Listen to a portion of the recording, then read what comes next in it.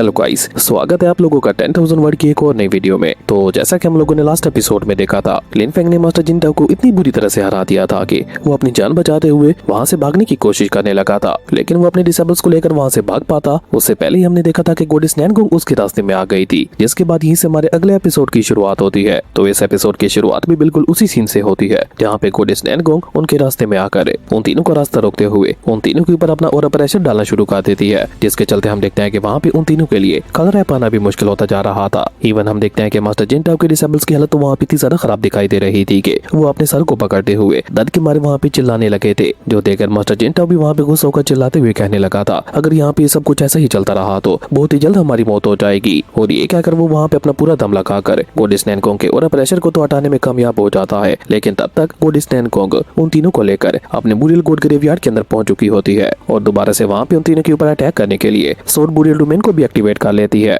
जिसके चलते हम देखते हैं कि गोडिस नैनगोंग के पीछे एक बहुत बड़ा मार्शल फीनिक्स आ गया था, जिसे देखकर मास्टर जिनटाओ वहाँ पे घबराते हुए कहने लगा था, आज तक इतना ज्यादा खतरनाक सोर्ड इंटेंट मैंने अपनी लाइफ में कभी नहीं देखा। लेकिन इससे आगे वो वहाँ पे कुछ भी कह पाता उससे पहले हम देखते हैं कि गोडिस नैनगोंग वहाँ पे अपने उस मार्शल फीनिक्स का इस्तेमाल करते हुए मास्टर जिनटाओ के ऊपर अटैक करने के लिए आगे भेज देती है, जो देखकर मास्टर जिनटाओ भी अपनी अल्टीमेट टेक्निक का इस्तेमाल करते हुए अपने सामने एक प्रोटेक्टिव शील्ड लगा लेता है। और जैसे वो फीनिक्स जाकर उस सोर्ड शील्ड के साथ टकराता है तो हम देखते हैं कि वहाँ पे काफी ज्यादा खतरनाक स्पेशल ऑर्डर रिलीज होने लगा था, लेकिन धीरे धीरे हम देखते हैं कि मास्टर जिनटाओ की शील्ड के अंदर क्रैक्स आने लगे थे, जो देखकर मास्टर जिनटाओ वहाँ पे घबराते हुए अपने डिसेबल से कहता है, नहीं ये बहुत बुरा हो रहा है, हम इसका मुकाबला नहीं कर सकते, इसलिए जितना जल्दी हो सके भागो यहाँ से। और ये कहकर वो तीनों अपनी जान बचाते हुए बहुत ही तेजी के साथ वहाँ से भागना शुरू कर देते हैं। उन तीनों को वहाँ पे इस तरह से अपनी जान बचाकर भागते हुए देखकर गोडिस नैनगोंग का मास्टर सोल फीनिक्स भी वहाँ पे उनके पीछे निकल जाता है। सबसे पहले वो वहाँ पे उनके दोनों डिसेबल्स के ऊपर अटैक करते हुए उन दोनों को वहाँ पे टिकाने लगाता है और उसके बाद वो सीधा वहाँ पे मास्टर जिनटाओ के ऊपर अटैक करने के लिए आगे बढ़ गया था। फीनिक्स मास्टर सोल को अपनी तरफ आते हुए देखकर मास्टर जिनटाओ वहाँ पे एक बार फिर से अपना पूरा दम लगाकर अपने सामने एक प्रोटेक्टिव शील्ड लगा लेता है, जिसके चलते हम देखते हैं कि वो फीनिक्स सीधे जाकर उसी के साथ टकरा जाता है। ये देखकर मास्टर जिनटाओ की हालत वहाँ भी इतनी ज्यादा खराब होने लगी थी कि वो डर के मारे वहाँ पे चिल्लाते हुए कहने लगा था, सीनियर प्लीज मुझे माफ कर दीजिए, मुझसे गलती हो गई। जिस पे गोडिस नैनगोंग वहाँ पे कोल्ड टून में उससे कहती है, तुमने हमें कमजोर समझते हुए हमारे ऊपर भी कोई रहम ना दिखाते हुए सीधा हमारे ऊपर अटैक कर दिया था,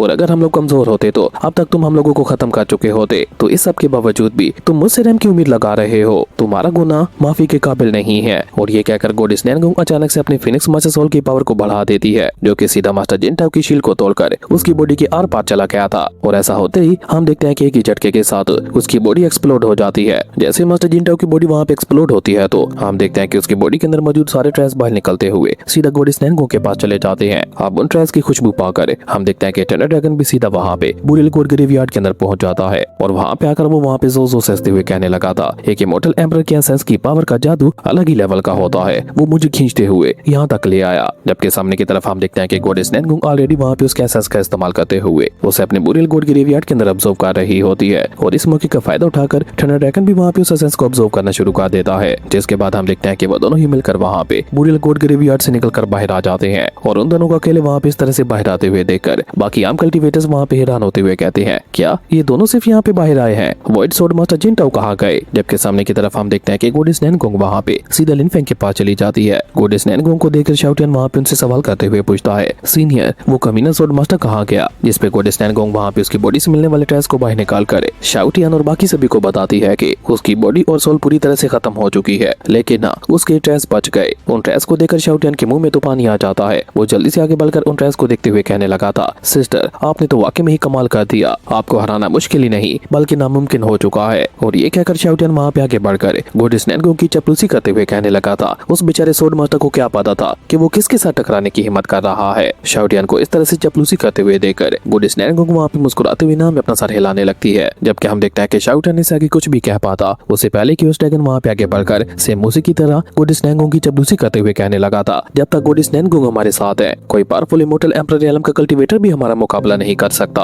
कि उस ड्रैगन की ये बात सुनकर हम देखते हैं कि शाओटियन वहाँ पे इसके ऊपर अटैक करते हुए कहता है, अपनी ये बकवास बंद करो, तुम मेरे डायलॉग्स क्यों चुरा रहे हो। और उसके बाद हम देखते हैं कि हमेशा की तरह उन दोनों के दरमियान एक बार फिर से फाइट स्टार्ट हो जाती है। तभी हम देखते हैं कि गोडिस नैनगोंग वहाँ पे दो इमोर्टल एम्परर लेवल की सोर्ड्स उन दोनों की तरफ आगे बढ़ाते हुए कहती है, इन दोनों सोर्ड्स को मैंने तुम्हारे लिए रिफाइन कर दिया है, तो इसे तुम दोनों रख सकते हो। गोडिस नैनगोंग की ये बात सुनकर हम देखते हैं कि बेचारे उन दोनों को अपने कानों पे यकीन ही नहीं होता। वो दोनों वहाँ पे हैरान होकर गोडिस नैनगोंग की तरफ देखते हुए कहते हैं, क्या वाकई में ये इमोर्टल एम्परर रियलम की सोर्ड्स आप हमें दे रही है। जिस पे गोडिस नैनगोंग लोग वहाँ पे मुस्कुराते हुए बस हमें अपना सर हिला देती है। और जब बेचारे वो कल्टिवेटर्स वहाँ पे ये सब देखते हैं तो उनके तो होश ही उड़ चुके थे। वो लोग वहाँ पे हैरान होकर चिल्लाते हुए कहने लगे थे, क्या इस लेडी ने दो इतने ज्यादा पावरफुल इमोर्टल एम्परर रियलम के सोर्ड्स को एक बर्ड और एक उड़ने वाली फिश के हवाले कर दिया, को इस तरह से बांट रही है जैसे कोई खाने की चीज हो। आखिर ये लोग कितने ज्यादा ताकतवर हैं। इस बीच हम देखते हैं कि ड्रैगन मास्टर जो कि समझदारी से काम लेते हुए ऑलरेडी पीछे हट गया था, वो भी अपने दोनों डिसेबल्स के साथ नीचे जमीन पे आ जाता है, जहाँ पे हम देखते हैं कि उसका डिसेबल हैरान होते हुए कह रहा था, ये लेडी तो सिर्फ third revolution immortal emperor realm की कल्टीवेटर है, तो फिर इसने इतनी आसानी के साथ स्वॉर्ड मास्टर जिनटाओ को मौत के घाट कैसे उतार दिया। आपने उस डिसेबल की ये बात सुनकर हम देखते हैं कि ड्रैगन मास्टर वहाँ पे उसे जवाब देते हुए कहता है, स्वॉर्ड मास्टर जिनटाओ का ऑरा मुझे कहीं भी महसूस नहीं हो रहा है, इसका मतलब है कि वो वाकई में ही मारा जा चुका है। अपने मास्टर की ये बात सुनकर हम देखते हैं कि वो डिसेबल लड़की वहाँ पे हैरान होते हुए कह रही होती है, third revolution immortal emperor realm में होते हुए इस लड़की ने स्वॉर्ड मास्टर जिनटाओ को खत्म करने के लिए दो रियलम्स को क्रॉस किया और साथ ही साथ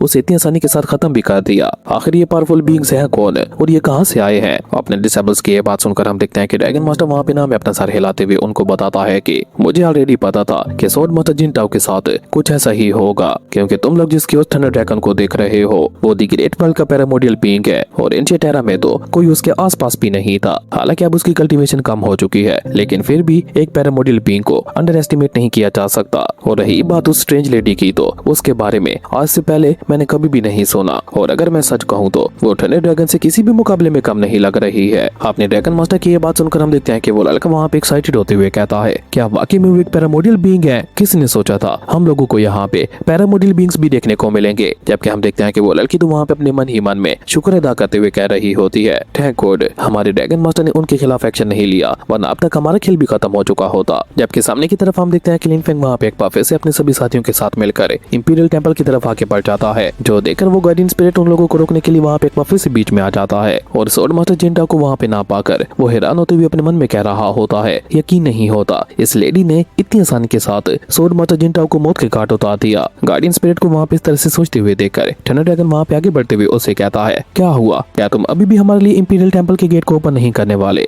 थंडर ड्रैगन की ये बात सुनकर हम देखते हैं कि अब की बार वो गार्डियन स्पिरिट वहाँ पे थंडर ड्रैगन के साथ बहुत ही रिस्पेक्ट से बात करते हुए कहता है, सीनियर मैं आपके जज्बातों को समझता हूँ और मुझे पता है कि आप लोग यहाँ पे किसी गलत इरादे से नहीं आए, पर मुझे माफ कीजिएगा, मैं इस इंपीरियल टेंपल का गार्डियन स्पिरिट हूँ और स्वॉर्ड मास्टर टोंगटियान की इजाजत के बगैर मैं किसी को भी अंदर जाने की इजाजत नहीं दे सकता। अब उस गार्डियन स्पिरिट की ये बात सुनकर हम देखते हैं कि पीछे की तरफ मौजूद लिन फेंग वहाँ पे मुस्कुराते हुए अपनी दोनों बेटियों को इशारा करता है। लिन फेंग का इशारा पाकर वो दोनों भी वहाँ पे बहुत ज्यादा एक्साइटेड हो जाती है और वो दोनों मिलकर वहाँ पे एक भी पल ज़ाया किए बगैर एक दूसरे का हाथ पकड़ते हुए वहाँ पे सभी इमोर्टल स्लिंग सोर्ड्स को बाहर निकाल लेती है और उन सभी इमोर्टल स्लिंग सोर्ड्स को आपस में मर्ज करते हुए एक ही इमोर्टल स्लिंग सोर्ड में ट्रांसफॉर्म कर देती है। और 9 इमोर्टल स्लिंग सोर्ड्स को देखकर उस गार्डियन स्पिरिट को वहाँ पे एक बहुत बड़ा झटका लगता है। वो वहाँ पे हैरान होते हुए कहने लगा था, ये तो इमोर्टल स्लिंग सोर्ड्स हैं, स्वॉर्ड मास्टर टोंगटियान की खास सोर्ड्स जिन्हें इंपीरियल टेंपल की चाबी भी कहा जाता है। और ये कहकर वो गार्डियन स्पिरिट रास्ते से हटते हुए कहता है, सीनियर आप अंदर जा सकते हैं। और ये कहकर वो गार्डियन स्पिरिट वहाँ पे उन लोगों के लिए इंपीरियल टेंपल का रास्ता ओपन कर देता है, जो देखकर लिन फेंग वहाँ पे इमोर्टल स्लिंग सोर्ड्स को अपने पास रखने के बाद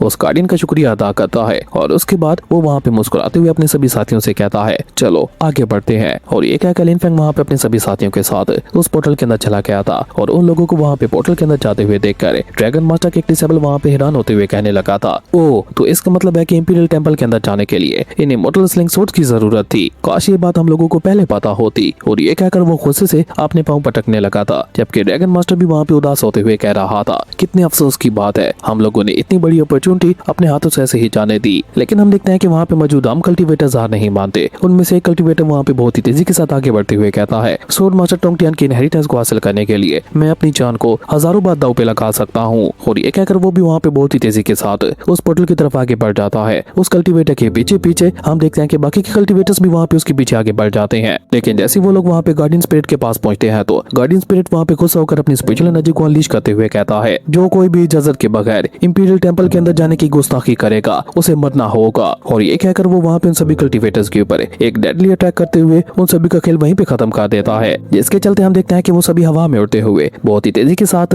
नीचे जमीन की तरफ गिरने लगे थे। जबकि हम देखते हैं कि गार्डियन स्पिरिट के उस डेडली अटैक की वजह से बाकी के कल्टीवेटर्स की हालत भी वहाँ पे बहुत ज्यादा खराब हो चुकी थी। इवन वो अपनी जगह से खड़े भी नहीं हो पा रहे थे और अभी तक बेचारे वो सभी लोग वहाँ पे गार्डियन स्पिरिट के अटैक से संभलने की कोशिश कर ही रहे थे कि तभी हम देखते हैं कि वहाँ पे चारों तरफ बहुत ही ज्यादा खतरनाक डिमोनिक ऑरा फैलना शुरू हो जाता है और उन लोगों के ऊपर इतना ज्यादा पावरफुल ऑरा प्रेशर पड़ने लगा था कि वो सब भी दोबारा से नीचे जमीन पे गिरना शुरू हो जाते हैं। और उस खतरनाक डेमोनिक और प्रेशर के चलते वो सभी लोग वहाँ पे बहुत ही ज्यादा घबराए हुए लग रहे होते हैं कि तभी हम देखते हैं कि अचानक से वहाँ पे एक space time crack portal open होता है और उसके अंदर से एक जायंट डीमन हैंड निकल कर बाहर आता है, जिसके साथ ही वहाँ पे एंट्री होती है डार्क एम्परर ही टाओ की। उसकी एंट्री इतनी ज्यादा खतरनाक थी कि उसने वहाँ पे सभी को हिला के रख दिया था। ही टाओ को देखकर वो सभी लोग वहाँ पे हैरान होते हुए कह रहे थे, इतना ज्यादा खतरनाक हो रहा प्रेशर, आखिर अब ये कौन है। लेकिन जब ही टाओ वहाँ पे अपनी स्पिरिचुअल एनर्जी को अनलीश करता है तो वो सभी लोग वहाँ पे एक बार फिर से हैरान होते हुए कहने लगते हैं, ये तो 6th evolution immortal emperor realm का कल्टीवेटर है। जबकि हम देखते हैं कि ही टाओ वहाँ पे अपने सेशंस का इस्तेमाल करते हुए लिन फेंग को तलाश करने की कोशिश करने लगा था, लेकिन क्योंकि लिन फेंग इंपीरियल टेंपल के अंदर जा चुका था तो इसलिए उसे लिन फेंग का ऑरा कहीं भी महसूस नहीं हो पा रहा था। जो देखकर ही टाओ वहाँ पे गुस्सा होते हुए कहता है, इसका मतलब है कि वो लड़का अभी के लिए फिलहाल किसी ऐसी जगह पे मौजूद है जहाँ पे मैं उसकी लोकेशन को ट्रेस नहीं कर पा रहा। लेकिन कोई बात नहीं, आखिरी बार उसका ऑरा मुझे यहीं से महसूस हो रहा है तो वो दोबारा यहाँ पे जरूर आएगा, इसलिए मैं यहीं पे रुककर उसका इंतजार करूंगा जब तक वो सामने नहीं आ जाता।